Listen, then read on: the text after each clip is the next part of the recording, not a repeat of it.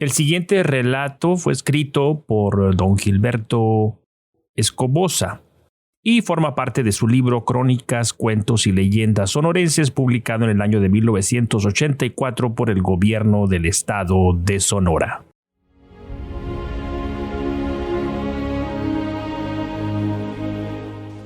Todos los siglos, todas las voces, toda la memoria.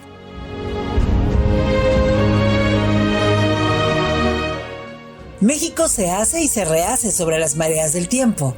Es un país inagotable, inabarcable, un auténtico volcán de vida, desengaño y esperanza.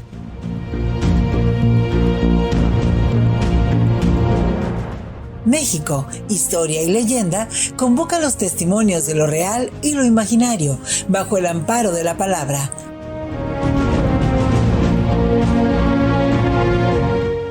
Acércate, siéntate entre nosotros y presta atención. Aquí vamos a contártelo todo.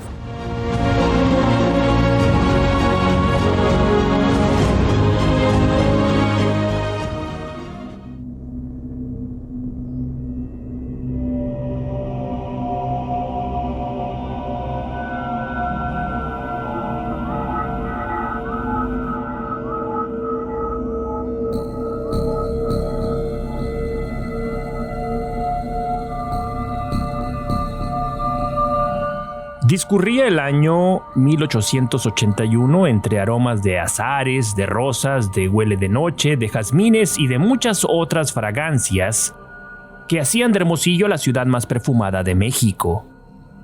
No en balde era cruzada por 3 acequias con muchas derivaciones que regaban más de 20 huertas aledañas y viveros de plantas de ornato. Por el callejón Elena circulaban los jinetes, los carros y los carruajes que buscaban acceso a la calle de la Moneda, viniendo de la mal llamada calle del Piojo, dado que después de la de los Naranjos y la del Parián no había otra rúa que en el centro de la ciudad la comunicase de oriente a poniente. La Alameda por las noches parecía boca de lobo porque no tenía ni una farola de petróleo. Solo los jardineros brillaban por su ausencia y ello originaba que hubiese una vegetación bronca. No obstante, los domingos era el paseo de los ricos, quienes a bordo de sus lujosos coches tirados por percherones causaban la admiración del populacho. En ese tiempo no existía animadversión de los de abajo contra los de arriba. Todavía no nacía la primera generación de los predicadores de la destrucción y del odio aquí en Sonora. El barrio de La Cuetera aún semejaba una ranchería y en el Parián se escuchaba el pregón de los vendedores de comestibles, incluyendo patos y cabras vivos. Hermosillo, decían en ese tiempo, es la ciudad más tranquila de México. Sin embargo, al convertirse en la capital del estado el 26 de abril de 1879, comenzó a sentir la intranquilidad de la agitación política, muy propia de esa época, en que se empezaban a establecer gobiernos firmes en la federación, pero caían los caudillos sonorenses del tiempo del juarismo y el lerdismo.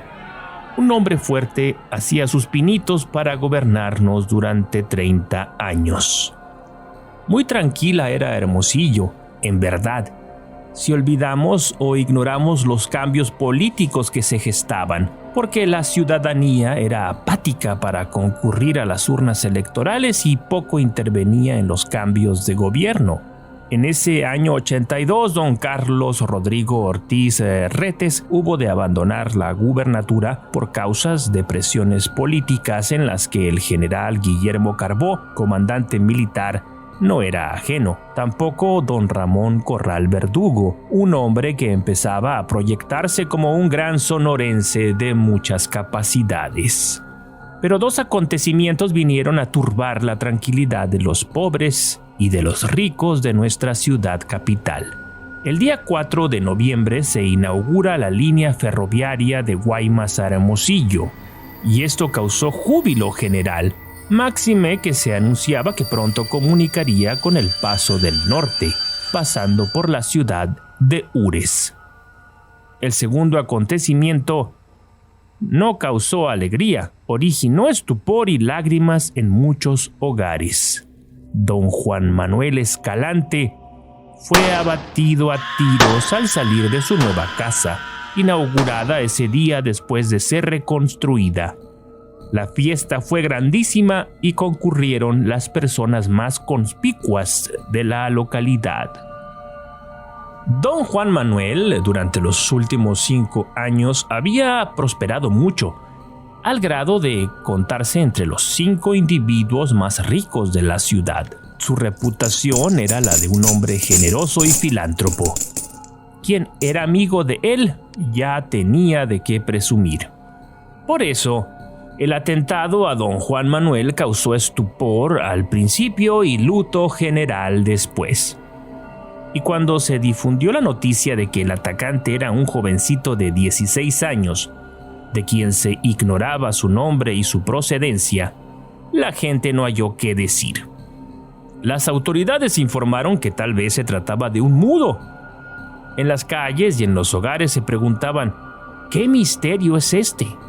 ¿Qué motivo tuvo ese jovencito para disparar contra un hombre bueno y religioso como don Juan Manuel? En aquel tiempo era permitido emplear métodos bárbaros para hacer confesar a los delincuentes, y el joven matador soportó con estoicismo la rudeza de los investigadores, sin decir su nombre. Durante varios días, la principal prensa del estado no dejó de publicar sobre el atentado y el deceso de un hombre tan importante como el señor Escalante, hasta que un día el misterio quedó aclarado, causando más asombro a unas cuantas personas que intervinieron. El populacho continuó ignorando la verdad de los hechos. Un día se presentó en la oficina del gobernador del estado el señor Espergencio Yáñez, acompañado de su hijo Ignacio. Lo primero que dijo el visitante después de los saludos de rigor fue: «Este es mi hijo Nacho, de 15 años de edad. Él desapareció hace 5 años junto con mi sobrino Miguel Yáñez, quien ahora está detenido por el homicidio en el que perdió la vida don Juan Manuel Escalante. Mi pariente se ha negado a declarar su nombre y los móviles que le impulsaron a disparar contra el hoyo Oxiso. Creemos que si usted considera pertinente que comparezca ante su presencia y la nuestra el acusado en una forma privada, se disiparán muchas dudas sobre ese acontecimiento tan lamentable». El señor Yáñez terminó llorando, abrazando a su hijo, a quien había perdido la esperanza de volver a ver. 5 años sin saber de él fue mucho tiempo, y cuando regresó ya no le conocía.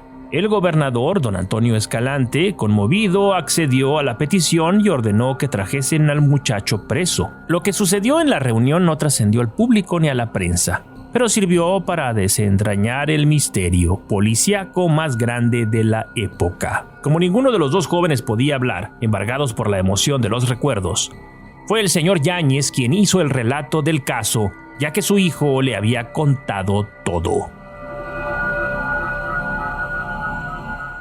El 24 de diciembre de 1876, por ser víspera de la Navidad, mi hermano Antonio y su esposa se retiraron a su alcoba muy entrada la noche. El hijo único de ellos, Miguel, y mi hijo Ignacio ya estaban dormidos. Como usted recordará, señor gobernador, en ese año 1876 llegaron a Sonora las consecuencias del plan de Tuxtepec y se desbordaron los rencores y las pasiones políticas. Además, muchos se aprovecharon de esos sucesos para cometer atropellos y aún venganzas y despojos. Al filo de las 2 de la mañana, según informaron los investigadores policíacos de ese tiempo, que no lograron esclarecer bien los hechos ni saber quiénes fueron los culpables, un grupo de fascinerosos entró subrepticiamente a la residencia de mi hoy difunto hermano con las crueles intenciones de terminar con su vida y la de su esposa. El dueño de la casa, que tenía un sueño muy ligero, dándose cuenta del peligro, escondió a su hijo y al mío abajo de la cama. En la oscuridad, los muchachos vieron, horrorizados, lo que sucedía. El día 25 fue descubierto el cuadro de horror donde tomaron parte las armas blancas de los agresores. Mi hermano, hombre valiente como siempre, fue con su revólver 44, lesionó gravemente a 2 de los asaltantes antes de ser abatido junto con mi cuñada. Los otros asaltantes ultimaron a sus compañeros heridos por no poder huir rápidamente con ellos. Hasta allí llegó la crueldad de los bandidos. La víspera del asalto, Mi hermano había recibido el pago en efectivo de la venta de 2 ranchos con mucho ganado que hizo a un empresario norteamericano. El dinero lo guardaba en una caja fuerte que los homicidas se llevaron. También desaparecieron las joyas y una colección de monedas antiguas. Después que los bandidos salieron, mi hijo y mi sobrino, enloquecidos por el terror, huyeron del lugar. Durante 5 años no supimos de ellos, pues temían que si regresaban perderían la vida, ya que uno de los asaltantes les vio y les disparó cuando ambos, montando en uno de los caballos de los forajidos, se perdían en la oscuridad. Entonces el señor Escalante preguntó a los muchachos: ¿vieron ustedes quiénes eran los asaltantes? El hijo de don Espergencio respondió: sí, pero solo conocíamos de vista a 2 de ellos. Uno era don Juan Manuel Escalante, el otro Cipriano Ochoa, caballerango de don Juan Manuel, quien es el que nos disparó cuando huíamos. En el rostro del gobernador se reflejó la confusión y solo logró exclamar: esto es inaudito, debe haber un error, Juan Manuel era un ciudadano muy respetable. Varios minutos don Antonio Escalante quedó con la mirada fija en el suelo, agachado, mientras don Espergencio comenzaba a sentir temor de que la ira del gobernador se desatara contra él por no creerle lo que acababa de relatar. Repentinamente el primer mandatario estatal tomó una resolución. Llamó a un recadero y ordenó le trajese a su despacho al jefe de policía. Ese día Cipriano Ochoa, alias el Guacho, fue aprehendido e interrogado por medio de los métodos de la época, y el caballerango, acobardado, confesó cómo su patrón don Juan Manuel Escalante organizó una gavilla para asaltar la casa de don Antonio, de quien sabía que había recibido el importe de la venta de sus ranchos y su ganado. Don Juan Manuel, quien no tenía ningún parentesco con el gobernador Escalante, era notario y fue testigo de la operación.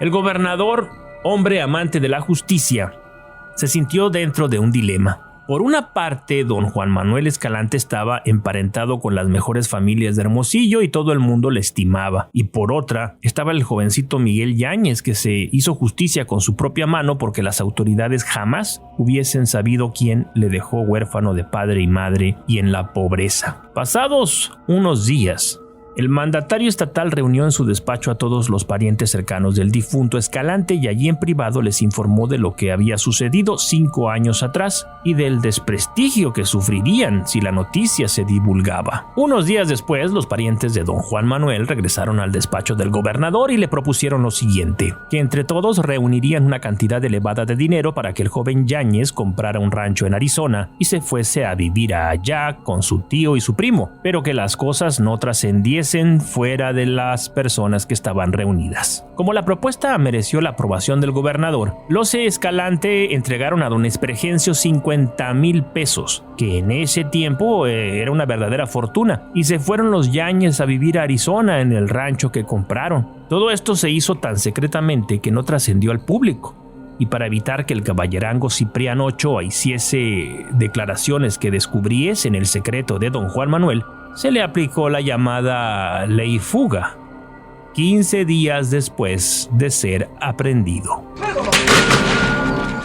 El gobernador don Antonio Escalante ocupaba ese puesto provisionalmente en su carácter de vicegobernador en el gobierno del licenciado Carlos Rodrigo Ortiz Retes, quien había dimitido.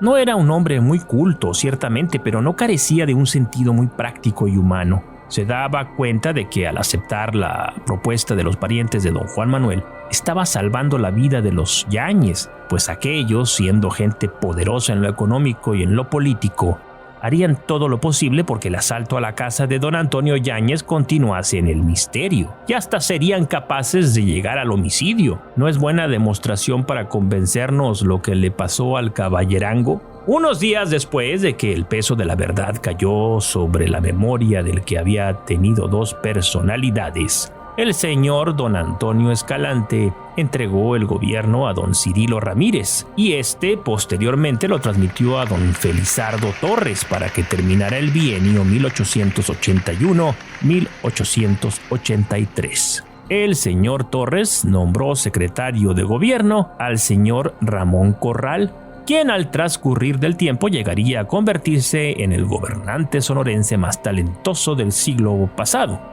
y su brillante carrera política le llevaría a ocupar la vicepresidencia de la República después de pasar como titular del Ministerio de Gobernación.